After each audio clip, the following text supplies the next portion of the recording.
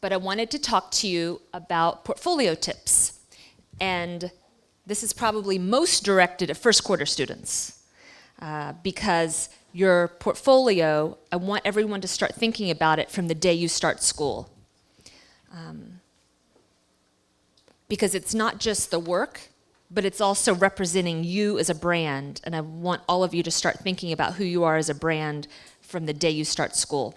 So I met with these recruiters from New York and San Francisco, and this information is kind of a conglomeration of all the feedback that they gave. So regarding your bio photo, every single thing on the page is a reflection of who you are. And it's telling a story about you. So these are really nice bio photos. You can recognize the person. If they were standing here, you would know that was them. And they're kind of creative. They show you something about that person. Like if you know Wesley, that is Wesley. That really reflects his personality. She has this beautiful curly hair, and if you see this picture, you remember that. These two pictures are very creative, and I love them, but the creative director won't remember you based on this photograph. And when you're looking and putting your book together, think that this person is getting hundreds of links. So you have to make every little pixel of your portfolio brand who you are. These pictures, while are great of these two adorable students, they're not especially creative and don't help brand them as an art director or copywriter. This bio is written in first person, which is good. You want to do that. You want to say I, me, not her or him, because that sounds too formal. You always write like you're talking to your best friend. So I like that about it a lot. This one, I think, is really nice because he carefully thought about how these lines break on the page, put something bold in the middle to divide it. It's very, very easy to read, much easier to read than the one before it. And you may go, oh, but the information's all there, who cares?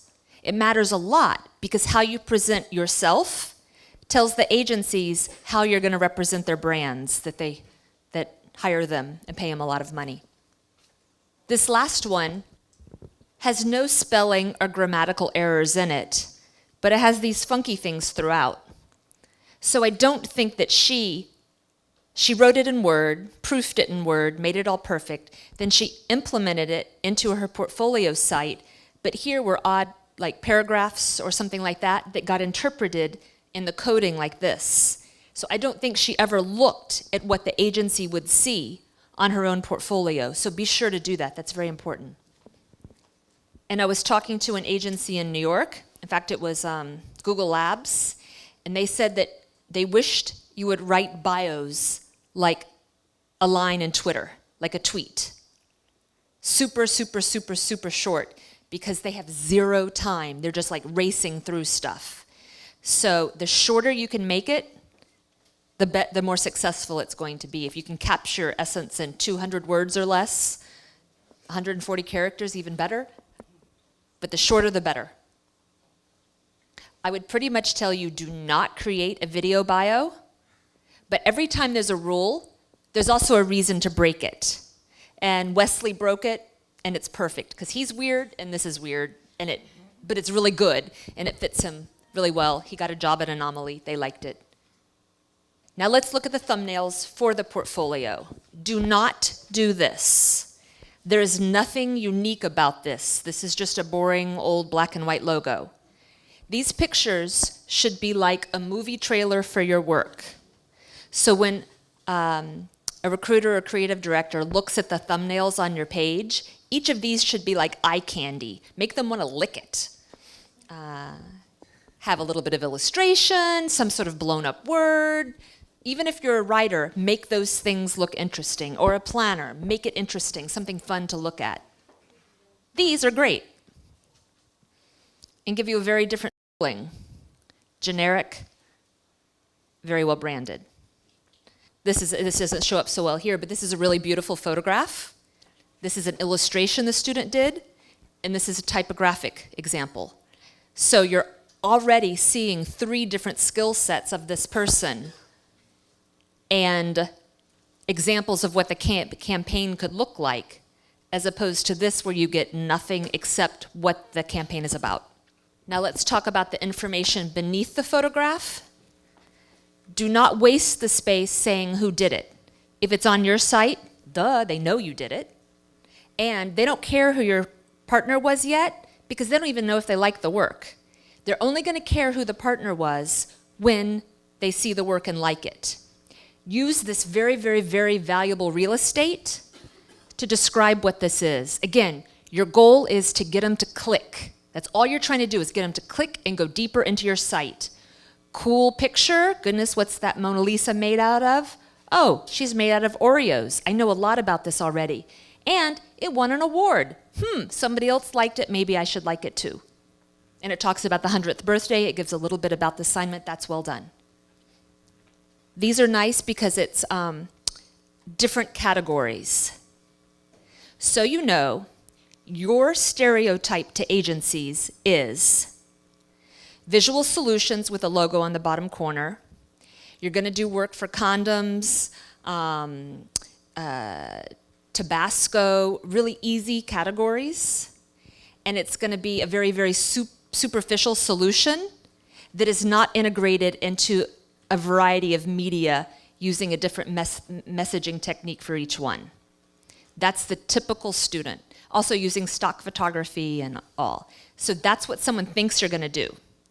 So if you do a rockin' campaign for a mortgage company that takes all the real concerns that the consumer has and integrates it into the campaign, you're going to get their attention. If you, this campaign for guitars is very interesting, and it's appropriate media for the amount of money that company would have. Like, you can't suggest a very local brand have 400,000 dancing elephants in it because they couldn't afford it. So if you're really realistic, you're going to get the attention. Now, sometimes early quarter students don't understand what an integrated campaign is or a 360 campaign. I'll tell you what it is not, because it's very easy to understand it this way. This is a really beautiful campaign for Rolex, and it's talking about how it's for newly rich people, and it's talking about how your parents, your grandmother, your mother, your grandfather, probably sacrificed a lot so that you could finish high school, because maybe they didn't, or go to college. So when someone asks you about your watch, you say, my mom gave it to me because she worked 3 jobs to put you through school. It's a really nice idea. If you took these print ads and then photoshopped them onto a billboard and a bus shelter and the side of a bus, it would not make this campaign integrated. All you did was take the same idea and put it in a new place. Integrated is if you took these and turned them into a radio spot. Okay, you couldn't use the same headline and picture in a radio spot. You would have to tell a story or have people calling in to tell a story about something. If you did a banner ad that had some sort of interactivity to it, or a social media campaign, that then makes this campaign integrated, when it's the same strategy applied with different kinds of executions. And each one of those executions adds to the overall story. If something won an award, put it on the thumbnail and also on this part of it. So it's really good to put this here.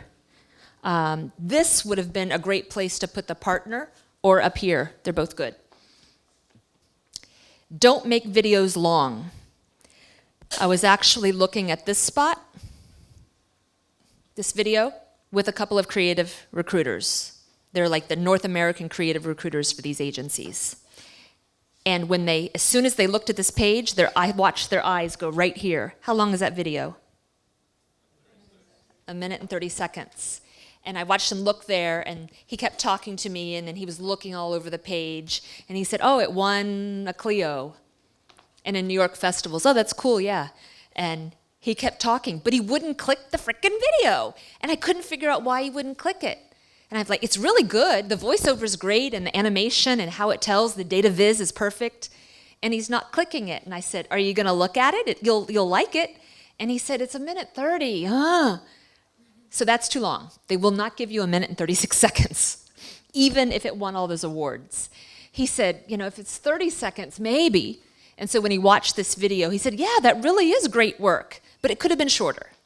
So I would keep it under a minute and just tell them the very essence of what they need. And only make a video if you really need a video to tell the story. Otherwise, create some interesting graph that shows you this to this to this, or show the graph here and the video below it so that they get a choice, or the video first and the graph below it, so that they will appreciate your work. If an agency interviews 20 people at a portfolio review, and they find 5, and they really like all of their work, but they're all equal, how are they going to pick? They have one position. How do they pick between those 5? It's who they think has the most interesting personality and a fit for the agency. What person? Interested people are interesting, so show what you're interested in. I highly recommend you put your stand-up comedy routine on here. For those of you that will take the stand-up comedy class, let me tell you this. Look at the comedy of Ellen DeGeneres and Jerry Seinfeld. They never said one foul word ever, ever, ever. Their work is all about very interesting insights. Jerry Seinfeld does a routine about socks and a dryer being like the dryer is like a discotheque for socks, and he's acting like a sock and talking to the other socks in there, and it's hysterical. And then he talks about why there's only one sock in the dryer. It's because the other one made an escape, and he lies on the floor and inches across the floor. Ellen DeGeneres does a whole stand-up routine on a fly, on a wall, on a mirror.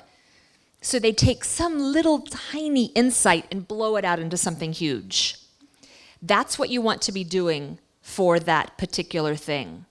Sometimes students immediately go to saying the word fuck as many times as possible and about super, super, super vulgar sex, just because they know if they say those things, you will laugh. But you will not want to show that to a creative director.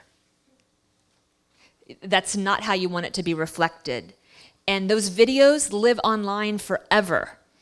It's really, so control your online presence. We've had many students get jobs based off of this. They picked 5 portfolios, the agency did, and just that stand-up comedy routine put the student over the top. There was a student from Ethiopia in New York, and I just loved her routine. She talked about being from Ethiopia, and she and her brother always wanted to go to camp. And so her parents came home and said, yes, you're going to go to camp this summer. And she and her brother were elated. And then they said it was SAT camp.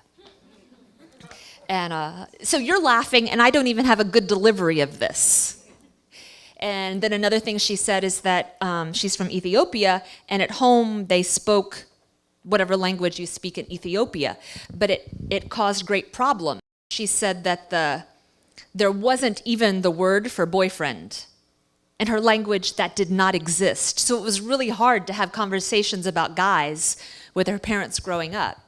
And that the word for bicycle was, she said, just further complicate issues on so many things she wanted to talk about. The word for bicycle was the devil's chair.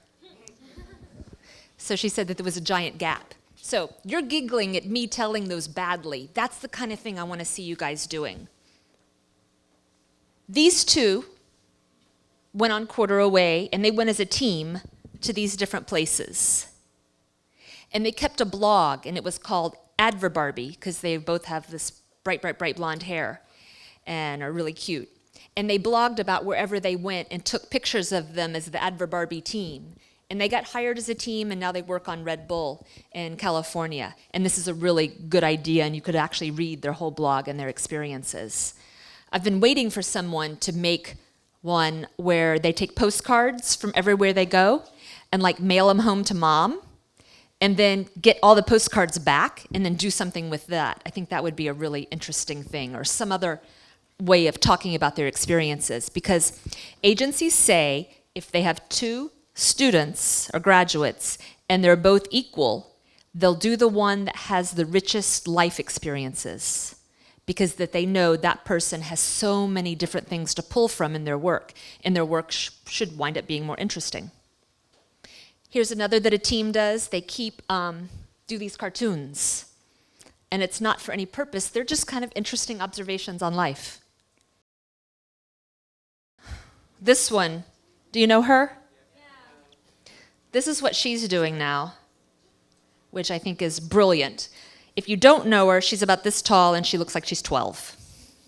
And she's wonderful. So what she started doing is trashy retweets. So she finds tweets that are inappropriate and make someone look like an idiot. Like this one from Chris Brown when he said to Jenny Johnson, "Take them teeth out when you suck in my dick, ho." And she said, so she cuts his tweet out of garbage and then puts them up on construction walls in New York. This one was on Prince and Mulberry for a few hours before it got taken down, which sucks because Chris Brown sucks. This is from the lead singer of The Wanted, and this one's from Donald Trump, tweets from them. So she's talking about the upsides and downsides to the project. So we're getting insights into what she thinks. She got called a vandal and a borderline genius. She was Instagram hashtagged and all that cool shit, and she got her hands dirty. Those were the good things. Downsides: friends and roommates handing me trash every time they saw me, putting the tweets up at 4 a.m. in the middle of the winter, and a mildly unpleasant odor in my apartment. And then she got lots of press about it. That's cool. So this one, it says, so this was done on the Bowery Boogie. Trashy retweets on Prince Street bash Chris Brown. The trashy retweets vandal struck again earlier this week, this time in Little Italy, but the memed artwork didn't quite last. Not surprisingly, the powers that be were none too pleased with the expletive-filled message and quickly took it down. This one is just weird, but he was weird too. Weird is good. So he sold his foot on eBay. In fact, I'm going to let him tell you because he'll tell it better. Hi. I always wanted a tattoo, and I always wanted a camera, and I always wanted to sell something on eBay. And, well, since we're at the tattoo parlor, let's see what happens.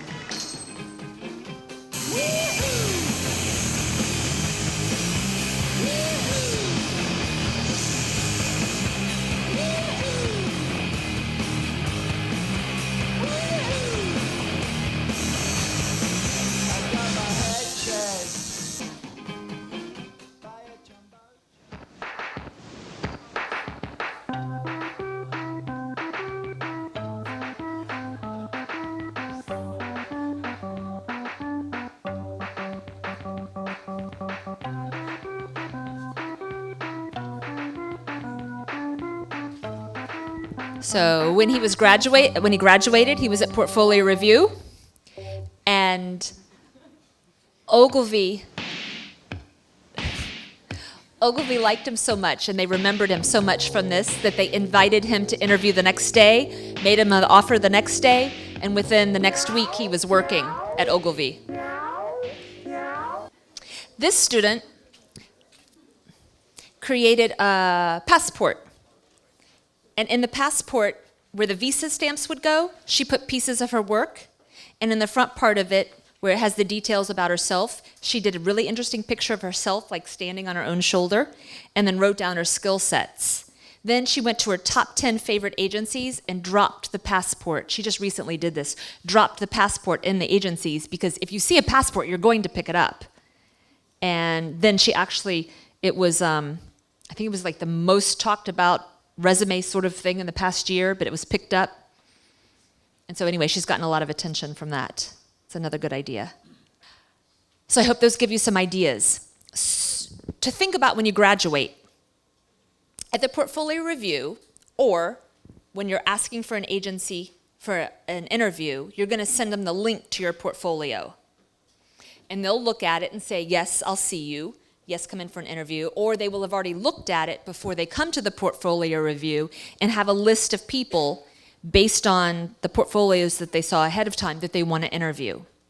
So then when you're meeting with them again, you're going to go, yeah, here's my online portfolio. Nothing different. So the smartest students and graduates create another piece. Maybe it's something you've created in the Brand Called You class, where you actually, sometimes they do an assignment where they create a poem and photograph for every day of their life. Or something like the trashy retweets, or one of those other pieces that you saw. Do something that makes you interesting. If you have a lot of videos, find ways of doing data visualization and put those on paper. So you're demonstrating another skill set, how you can simplify information and communicate it. One student, she was left-handed, so she put her work into a portfolio, but she created the left-handed portfolio that you actually read from back to front, because that was her insight into people that were left-handed. And then she had comments throughout of it that were really funny and insightful about it. Another guy was amazing indicator. He could sketch anything, and he had a million concepts. So on the first page that started a campaign, he would do all his sketches, and they had lots of energy and liveliness, and he would kind of go, well, which one did he go with? And then when he turned the page, you would see how he developed a campaign out of that. So I'm just giving you examples of what people have done in the past. One guy had been in med school before he came here, so he took one of his medical school books and hollowed out the inside and then stuck a smaller piece of his portfolio inside. And the cover said, you know, you opened it and it said, that wasn't me, this is me. Or I thought that was me, but this is really me. Another guy, his family was from Kentucky, and they had been notorious bootleggers and chased by the police and all sorts of stuff. So his portfolio and like samples of himself, he put in a cigar box. You know how you would like keep treasures or memorable keepsakes in a cigar box or something? Well, it was like that. And then when you opened it up, there would be an article about his great-grandfather running from the police and being caught or whatever. And then there might be a campaign with an insight kind of paper clip to it that made it fun to open. And then pictures or the poem he wrote, his sweetheart in first grade. But it gave you a lot of info into what he was like. Some of you are getting ready and interested in going on quarter away. And this is a little bit of an outline of what to expect. So in your first through third quarter, we want you developing your portfolio. And you know how to load that stuff. You've gotten your videos down to as short as possible and concise, and you can describe them, and your bio's perfect, and your resume, and your photo. At the end of your third quarter, we're going to give you a portfolio coaching night. And we're going to have people come and give you advice, sit with you on how to make your book better. Then, at the beginning of your fourth quarter, you're going to have the qualifying round, where it's a pass-fail. Have you implemented those changes? Does that book demonstrate that you've mastered the skills in your first year in school in order to be able to go away? Does it show you in the best light? Because you're only going to get one chance to make that first impression with these agencies, and we want you to do the best job possible. Because in internships and in agency labs and intern labs, the agencies pick who they want to go there. So it isn't just like, oh, I just get these things. You earn it and demonstrate that you can solve the needs that they have, and that you're going to be someone interesting for them to teach when you're in their agency. In your in the middle of your fourth quarter, the choices will be sent out, and you'll give us your first 3 choices, and then at the end of that quarter, we'll tell you where you were selected to go. Your fifth quarter, you get to go there. In the sixth, usually do another school or an agency lab or an intern lab. In your seventh and eighth, you're usually interning someplace or conversely working on your portfolio. If you work on your portfolio one quarter, then you're interning or doing an agency lab, or the inverse of that.